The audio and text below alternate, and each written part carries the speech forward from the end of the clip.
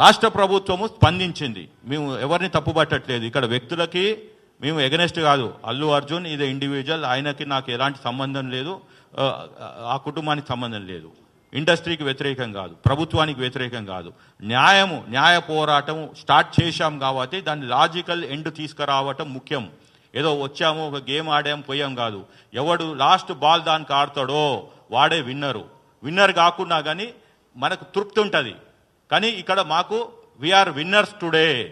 What we have started, ఆ రోజు ఏదైతే 29 మెమోని అడిగామో ఇవాళ రాష్ట్ర ప్రభుత్వం చెప్పారు కోమటిరెడ్డి వెంకటరెడ్డి గారు క్లియర్గా, there are no benefit shows in the state, no more benefit shows. So అది మాది కోర్టులో నడిచినా కానీ ఇక్కడ బయట మాత్రం ప్రభుత్వము వెనక అడుగు వేసింది. రెండోది, మేము ఏదైతే అల్లు అర్జున్ అని ఏదైతే పిలిపించామో 7వ తారీఖు నాడు, ఆ రోజే చెప్పిన ఎవ్వరు పోవట్లేదు ఆ విక్టిమ్ దగ్గరికి. ఇవాళ వెళ్తున్నారు 3 వారాల తర్వాత, 20 రోజుల తర్వాత. ఆ రోజు ఎవరు పోలే. కాబట్టి అల్లు అర్జున్ దాన్ని అడ్వాంటేజ్గా తీసుకొని 25 లక్షలు ప్రకటించాడు. అక్కడ రోజు పోయి 1,25,000 అబ్బాయికి కడుతున్నాడు. కాబట్టి ఆ victim he had to said that I'm going to withdraw the complaint. అది మాకు ముందస్తు తెలిసే మళ్ళీ సీనియర్ జర్నలిస్ట్ అయిన సతీష్ కమ్మాల్ మీలో ఒకడైన పర్సను మళ్ళీ నా దగ్గరికి వస్తే ఇంప్లీడ్ పిటిషన్ వేసాము. అది చాలా కష్టము ఇంప్లీడ్ పిటిషన్, ఇప్పటికి చాలా మందికి అర్థం కావట్లేదు. కానీ మేము ఇంటర్నేషనల్ జ్యూరిస్ప్రుడెన్స్ సైటేషన్స్ చేస్తూ ఇలా విక్టిమ్ దగ్గరికి పోయి డబ్బులు ఇస్తానని వీడియోలు పెట్టాడు. ఇది బ్లడ్ మనీ, మన ఇండియన్ రాజ్యాంగంలో లేదు, మన లీగల్ ఫ్రేమ్లకు లేని దాన్ని బ్లడ్ మనీని తీసుకొచ్చి చేస్తున్నాడు. అంటే ఆ రోజు మమ్మల్ని ఇంప్లీడ్కి పర్మిషన్ ఇచ్చింది కోర్టు. కానీ మేము ఎక్స్పెక్ట్ చేయలే. మేము అనుకున్నది ఏది క్వాష్ పిటిషన్ వాళ్ళు 11వ తారీఖు వేశారు. మేము ఏదైతే 7వ తారీఖు పిలిపించామో అరెస్ట్ అల్లు అర్జున్ అని, అప్పటి నుంచి వాళ్ళ లీగల్ టీం మూవ్ అయింది. 11వ తారీఖు క్వాష్ పిటిషన్ వేశారు. వాళ్ళది క్రిమినల్ పిటిషన్ నెంబర్ 15270 ఆఫ్ 2024లో. మేము 12వ తారీఖు నాడు ఇంప్లీట్ పిటిషన్ వేశాము. 13 నాడు రావాల్సి ఉండే ఏది బెంచ్ మీదకి రాలేదు. సో కానీ లంచ్ మోషన్ మూవ్ చేశారు. ఇంకా మిగిలినంతా మీకు తెలుసు మీడియా మిత్రులకి ఏం జరిగింది అనేది. So he is right now interim బెయిల్లో ఉన్నాడు. కానీ రాగానే మళ్ళీ మీడియాని అడ్రస్ చేస్తూ బెయిల్ కండిషన్స్ వయలేట్ చేస్తే మళ్ళీ మేము 14వ తారీఖు నాడు మీడియా సమక్షంగా చెప్పాను, అతను బెయిల్ టర్మ్స్ వయలేట్ చేశాడు. ఈ స్టేట్ గవర్నమెంట్ ఇమ్మీడియట్గా బెయిల్ క్యాన్సిలేషన్కి వెళ్ళాలి అని. సరే వాళ్ళకి ఇన్వెస్టిగేషన్ చేస్తున్నారు కాబట్టి సరే మనం ఒక 2-3 రోజులు ఓపిక పడదాం అనుకున్నారు, ఏంటో తెలియదు. దాని తర్వాత మళ్ళీ మేము 16వ తారీఖు నాడు ఆదివారం నాడు 15, 16 ఆ టైం ఫ్రేమ్లో నేను చాలామంది నా కొలీగ్స్ ఉన్న కాంగ్రెస్ పార్టీలో అదర్ సోషల్ యాక్టివిస్టులకి ఉద్యమకారులకి వీళ్ళందరికీ కలిసి చెప్పాను, ఏంటండి ఏం జరుగుతుంది, మా పిటిషనర్ గొంతు నా గొంతు తప్పితే 3వ గొంతు ఈ తెలంగాణలో మూగబోయింది. సరే పోలీసు వాళ్ళు ప్రాసిక్యూట్ చేశారు కానీ అక్కడ వాదనలు కరెక్ట్గా వినిపించలేదు అని నా అభిప్రాయాన్ని వ్యక్తపరిస్తే నా మీద ఉన్న గౌరవంతో వాళ్ళు ముఖ్యమంత్రికి ఎమ్మటే వాళ్ళ దృష్టికి తీసుకెళ్లారు. అక్కడి నుంచి ప్రభుత్వము సరే ఇది ఒక పోలీసు వాళ్ళు చూసుకుంటున్నారు కదా అని అనుకున్న దాన్ని ముఖ్యమంత్రి గారు ఫైల్ తెప్పించుకొని మొత్తం సమగ్రంగా విచారణ చేస్తే అప్పుడు తేలింది ఏంది అంటే ఇతను ప్రైమ్ అక్యూజ్డ్, మనం టీవీలో చూసింది వేరు, పోలీసుల దగ్గర ఉన్న ఇన్ఫర్మేషన్ వేరు అని చెప్పి అప్పుడు అతను క్లియర్గా ఒక స్టేట్మెంట్ చేశాడు. మీరందరూ చూసుంటారు, 11 నిమిషాల సుదీర్ఘమైన statement.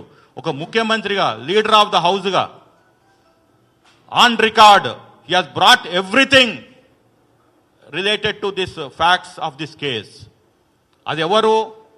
MIM floor leader Akbaruddin Owaisi, who is the senior most in this house. ఆయన ప్రోటామ్ స్పీకర్ కూడా చేశాడు. కాబట్టి ఆ క్వశ్చన్ అడిగితే being pertaining to Hyderabad only, ముఖ్యమంత్రి గారి దగ్గర సమాచారం ఉంది కాబట్టి ఒక సుదీర్ఘంగా 11 నిమిషాలు చేశారు. అక్కడి నుంచి స్టార్ట్ అయింది. ఏంటిది? ఒక కుట్ర. ఆ కుట్రనే ఇప్పుడు మీకు చెప్పబోతున్నాను, ప్లీజ్ వినండి. డీస్టెబిలైజేషన్ ఆఫ్ రేవంత్ సర్కార్. డీస్టెబిలైజేషన్ ఆఫ్ రేవంత్ సర్కార్ అంటే ఈ ప్రభుత్వాన్ని కూలదోయాలని ట్రై చేస్తున్నారు. ఇంకా ముఖ్యమంత్రి కూడా మనం కాపాడలేడు. కాబట్టి ఆ సినిమాలో ఏం చెప్పారో, ఏమి చేశారో మీరు చూసుంటారు.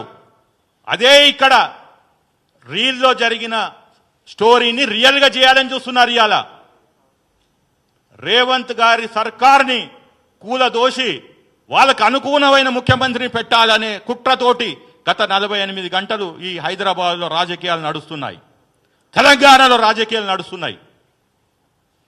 ఎవరైతే తెలంగాణ బ్రాండ్ అంబాసిడర్ అనుకుంటున్నారో, ఉద్యమం చేసినామంటున్నారో, ఇవాళ వాళ్ళు ఎక్కడున్నారు? కల్వకుంట్ల కవిత ఎక్కడుంది? 20 రోజులైంది. తెలంగాణ తల్లి రూపాన్ని మార్చారని నువ్వు మరో ఉద్యమం చేస్తారంటున్నావు.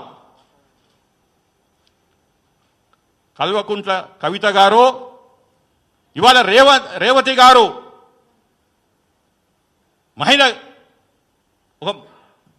ఒక సామాజిక వర్గము, ఆర్యవైశ్య, నెలకి 15-20 వేలు వచ్చే కుటుంబము, ఆమెను పరామర్శించడానికి పోలేదు. ఇవాళ బతుకమ్మ తెలంగాణ తల్లి చేతుల్లో నెత్తిమిన్నో కాదు, బతుకు అమ్మా అని మీరు కిడ్స్ ముందర బతుకమ్మ ఆడాలి. బతుకమ్మ అక్కడ ఆడితే తెలంగాణ తల్లి దీవెనలతోటి ఆ బాలుడు బయటకు వస్తాడు. అది స్టోరీ.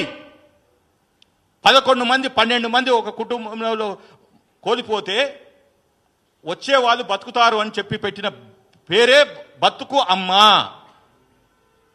వీళ్ళకి మిడిమిడి జ్ఞానంతో ఈ కల్వకుంట్ల కవిత బతుకమ్మని ఒక ఫ్యాషన్గా తయారు చేసి పెట్టి 10 కోట్లు 10 సంవత్సరాలు అంటే 10 × 10 100 కోట్లు ఒక స్కామ్ చేసిండ్రు.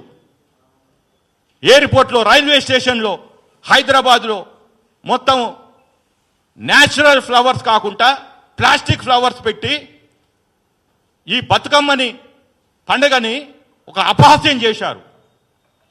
ఇవాళ ఆడవలసింది కిమ్స్ ముందర ఆ బాబుని రక్షించాలని. ఇది story. This is the real thing. బతుకు అమ్మా, ఆ బాలుని బతికించాలని. కానీ వీళ్ళకి మనకి ఆ బాలుడి చావు బతుకులొద్దో, ఆ మహిళ గురించి వద్దో, రాజకీయాలు కావాలి. What non sense is this?